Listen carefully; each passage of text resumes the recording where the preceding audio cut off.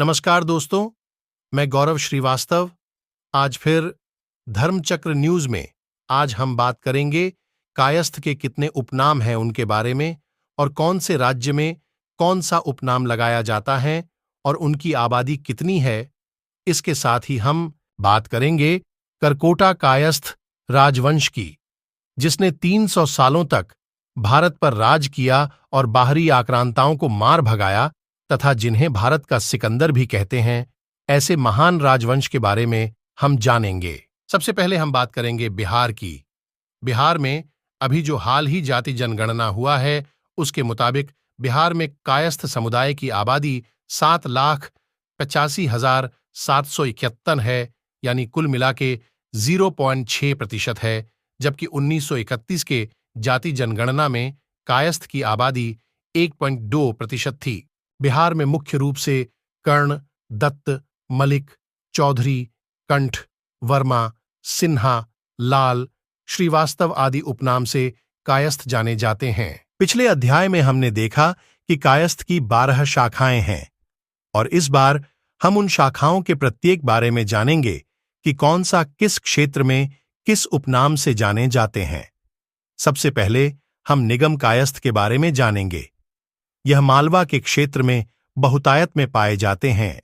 दूसरा है गौड़ कायस्थ।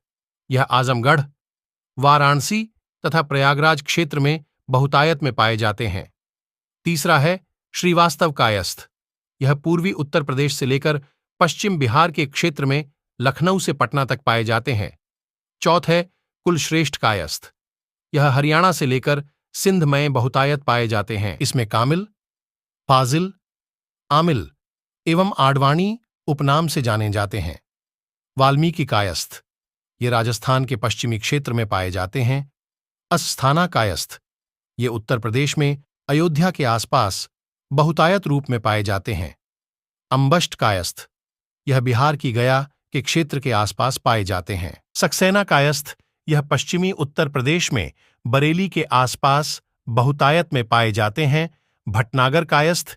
यह हरियाणा एवं राजस्थान के क्षेत्र में पाए जाते हैं। सूर्यध्वज कायस्थ। यह राजस्थान में बहुतायत में पाए जाते हैं। माथुर कायस्थ। यह कायस्थ उत्तर प्रदेश में मथुरा से लेकर संपूर्ण राजस्थान में पाए जाते हैं। यहां वह सशक्त स्थिति में है। दालभ्य अर्काणम कायस्थ। यह असम, बंगाल, उड़ीसा, पूर्वी बिहार, आंध्र प्रदेश, कर्नाटक, तमिलनाडु तथा केरल में पाए जाने वाले कायस्थ है। आसाम में मोहंतो, बरुआ, चक्रवर्ती, पुरुकायस्थ एवं चौधरी उपनामों से जाने जाते हैं। बंगाल में बोस, बसु, मित्र, रे, राय, सेन, डे, नंदी, सिन्हा, बर्मन, गुहा, गुप्त, नाग सरकार, दत्त, घोष, विश्वास, अधिकारी, नाथ, पाल, सोम आदि उपनामों से जाने जाते हैं। उड़ीसा में पटनायक मोहंती, चौधरी वहियार, महापात्र, दास, दत्त, नंदा, नायक पाणिग्रही आदि उपनामों से जाने जाते हैं। आंध्र प्रदेश, कर्नाटक एवं तमिलनाडु राज्यों में नायडू, नायर, राज, मेमन, राव, करनाम, लाल, काणिक, रेड्डी, प्रसाद आदि उपनाम से जाने जाते हैं। केरल मैपिल्ले या पिलई उपनाम से जाने जाते हैं। मध्य प्रदेश में श्रीवास्तव खरे, सक्सेना, गौड़, अस्थाना आदि उपनामों से जाने जाते हैं। गुजरात में प्रभु, मेहता, वल्लभजीव, वाल्मीकि आदि उपनामों से जाने जाते हैं। गोवा, दमन, दीप में देवेने, क्लीन, पाथरे आदि उपनामों से जाने जाते हैं। पंजाब में कश्यप, दत्त, नागपाल, चौधरी, जौहरी, गोविंद, लहरी, रायजादा आदि उपनामों से जाने जाते हैं। दोस्तों, अब हम बात करेंगे कारकोटक साम्राज्य की। अभी तक हमने कायस्थों के उपनाम पर चर्चा की, उसके बारे में जाना। अब हम जानेंगे कायस्थों के स्वर्ण काल के बारे में कि ये कब से कब तक है, जिसमें करकोटा कायस्थ राजवंश ने राज किया है। ये कारकोट या कारकोटा नाम का एक कायस्थ राजवंश था, जिसने गोनाद राजवंश के पश्चात कश्मीर पर अपना आधिपत्य जमाया। कारकोटक पुराणों में वर्णित एक प्रसिद्ध नाग का नाम है, उसी के नाम पर इस वंश का नाम पड़ा। कारकोटक राजवंश की नींव कायस्थ सम्राट दुर्लभवर्धन ने रखा। गोनाड वंश के अंतिम राजा बाला आदित्य के राज में ये अधिकारी थे। बाला आदित्य ने अपनी बेटी अनागलेखा का विवाह दुर्लभवर्धन से किया। दुर्लभवर्धन एक गैरशाही व्यक्ति थे। इसके बाद भी उनकी प्रतिभा का असर राजा वाला आदित्य पर बहुत पड़ा। इसीलिए उन्होंने अपनी बेटी अनागलेखा का विवाह एक गैरशाही व्यक्ति कायस्थ दुर्लभवर्धन के साथ कर दिया। कारकोटक राजवंश में 13 कायस्थ राजाओं ने शासन किया, लेकिन हम यहां अब संक्षिप्त रूप से ही इसके बारे में जानेंगे। सबसे पहले हम दुर्लभवर्धन के बारे में जानेंगे, जिन्होंने इसकी नींव रखी। इसके पश्चात ललितादित्य मुक्तिपीठ के बारे में जानेंगे, जिन्होंने ही इस राजवंश को अपने चरम पर ले गए। उसके पश्चात अंत में हम जयपीढ़ा के बारे में जानेंगे, जो इस राजवंश के अंतिम राजा हैं। राजा दुर्लभवर्धन ने अपने बल पर कश्मीर में कारकोटा साम्राज्य की नींव रखी और 600 ईस्वी से लेकर 900 ईस्वी तक कारकोटा साम्राज्य का शासनकाल रहा। दुर्लभवर्धन ने 625 ईस्वी से लेकर 662 ईस्वी तक 37 सालों तक कश्मीर पर शासन किया और अपने शासनकाल में कश्मीर को एक शक्तिशाली राज्य के रूप में स्थापित किया। दोस्तों, अब हम बात करेंगे ललित आदित्य मुक्तिपीठ के बारे में, जिन्होंने 724 ईस्वी से लेकर 761 ईस्वी तक शासन किया। उस समय कश्मीर सबसे शक्तिशाली राज्यों में था।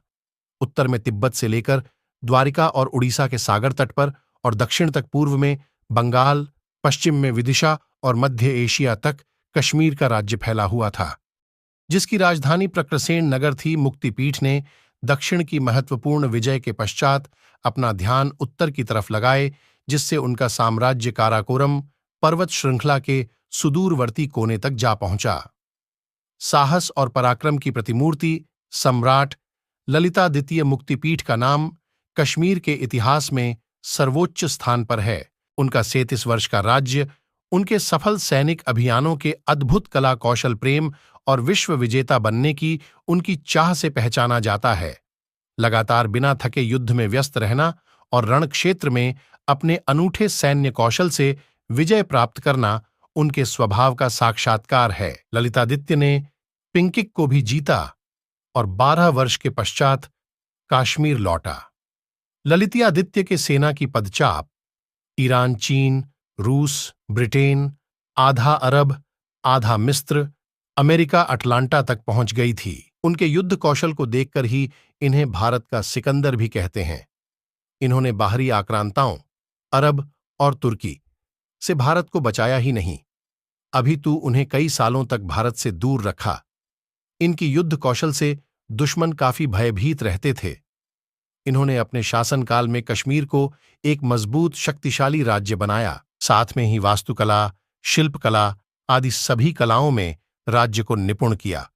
इन्होंने ही अपने समय में विश्व प्रसिद्ध मार्तंड का सूर्य मंदिर स्थापित किया था, मगर जो बाद में बाहरी आक्रांताओं द्वारा तोड़ दिया गया, लेकिन अभी भी उसकी अवशेष हैं जिन्हें देखा जा सकता है। यह मंदिर अनंतनाग कश्मीर में स्थित है। इसकी शिल्प कला काफी बेजोड़ है। अब हम बात करेंगे इसके आखिरी राजा की, जिनका नाम जयपीड़ा है। इन्होंने 852 ईस्वी से लेकर 885 ईस्वी तक राज किया। उनके समय तक कश्मीर काफी ज्यादा कमजोर हो गया था। राज्य के अंदर ही इनके खिलाफ षड्यंत्र काफी प्रबल रूप में हो रहा था। 885 ईस्वी में 53 वर्ष की अवस्था में उनकी हत्या कर दी गई। इसके पश्चात इस राजवंश का अंत हो गया। दोस्तों, हमने अभी तक कारकोटा कायस्थ राजवंश के बारे में बात किया। यह राजवंश इतना महान, इतना विशाल था, लेकिन इसको इतिहास में वह जगह नहीं मिली जो मिलना चाहिए था। इतने महान राजा का नाम कितने गुमनामी में है, जो हम कायस्थों के लिए एक सवाल करता है। हमें अपने महान पूर्वजों और उनकी धरोहर को बचाना ही पड़ेगा। उन्हें हमें प्रचारित और प्रसारित करना पड़ेगा। ये मैं सच कायस्थों का स्वर्ण काल था। इसी के साथ में मैं गौरव यह अध्याय यहीं खत्म करता हूं। अगले अध्याय में फिर आपसे मुलाकात होगा। नमस्कार दोस्तों, प्लीज इसे सब्सक्राइब करें।